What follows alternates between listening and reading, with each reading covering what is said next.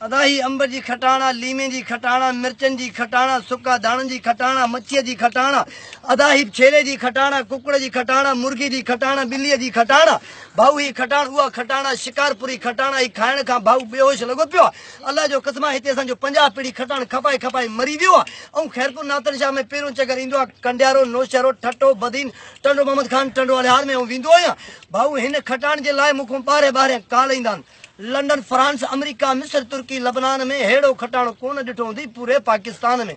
ओ मुंहिंजा जानी ही खटाण में उहा खटाण लज़त गैरत खटाणो आहे। हिन खटाण जे हिकिड़े फाक सां 3 रगड़ियूं चट, 2 गिलास पाणीअ जा पी वञी पाण खे कांटो कराए। इते तुंहिंजो कलाकु रतु न वधे त ऐं ॾऊं भरे ॾियां। मुंहिंजो नालो शान चांडियो आहे, पाण शिकारपुर में ईंदो आहियां। भाऊ ही खटाण मुंहिंजो आज़माइल खटाणो आहे। ही गोगड़ुनि जी उहा खटाण अथई। ही तेल, तमाकू, सुरमो, लूणु, मिर्च, मेहंदी, मुसाग खां मूं ही खटाण ठाहियो आहे। भाऊ हिन खटाण जे लाइ बाक़ाई सां बाबो कुराड़ो आहे। बाबे कुराड़े खां ही खटाण खाई ॾिस, इनशाला ताला हुनखे वहीअ वारियूं झलकियूं यादि ईंदियूं। भाऊ उहा खटाण आहे। हिन खटाण में कुझु मां पेट्रोल बि विझंदो आहे, इन जे करे त पेट्रोल बाक़ाइदा किचिरे खे साफ़ कंदो आहे। भाऊ हिन खटाण खे उहा ताक़त इज़मत खटाण आहे। ही उहा खटाण जेका सभिनी बीमारियुनि ते कड़ो चाढ़ींदी आहे। ही खटाण बाक़ाइदा उहा खटाण न आहे। हिन खटाण जे लाइ ॿाहिरि मुल्क में बाक़ाइदा तव्हां चवंदव भाऊ चाचे सऊदी में फोन कयो आहे, ही खटाण मूंखे गिफ्ट में ॾिजाए। भाऊ वठो खटाण। कंहिंखे खपे बाबा, कंहिंखे खपे, कंहिंखे खपे। हिन पासे घणे जी बाबा? 10 जी। भाऊ खे खटाण भरे ॾे, शफ़ा मुंहिंजो रब ॾींदुई इनशाला ताला। ही मुंहिंजो उहो खटाण अथई। हिकिड़े चकर खाईंदे, ॿिए चकर इनशाला ताला तूं हूंदे ई न।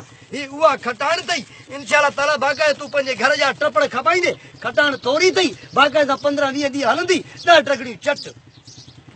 साईं अंब जी खटाणा, लीमे जी खटाणा, शिकारपुरी खटाणा, हथ में छुरी खटाणा, कसम कुरानी खटाणा। हिन पासे मुंहिंजा हकम, हिन पासे मुंहिंजा अदा, हिन पासे साईं, हिन पासे। वाह वाह, वठो खटाण, वठो खटाण, वठो खटाण, वठो खटाण। केरु आहीं बाबा? बाबा तुंहिंजो केर सां छा वञे? खटाण वठणो अथई वठ, न त पेर पट पंहिंजा। छो पेर पटिया बाबा? तोखे कंहिं चयो तूं असांजी घिटी में ईंदो कर? बाबा छा मां घिटी में मां को फोरू को धाड़े रहां या?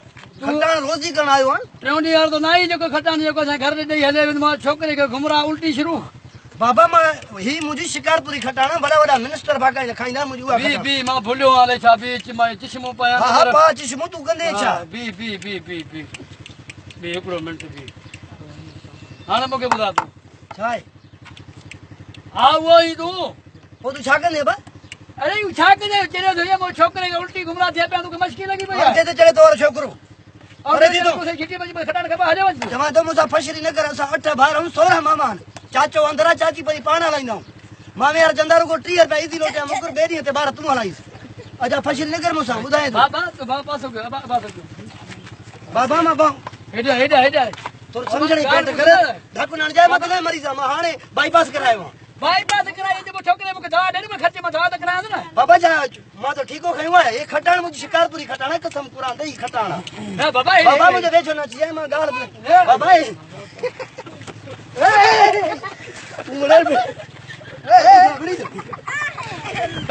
किथे मोटो नी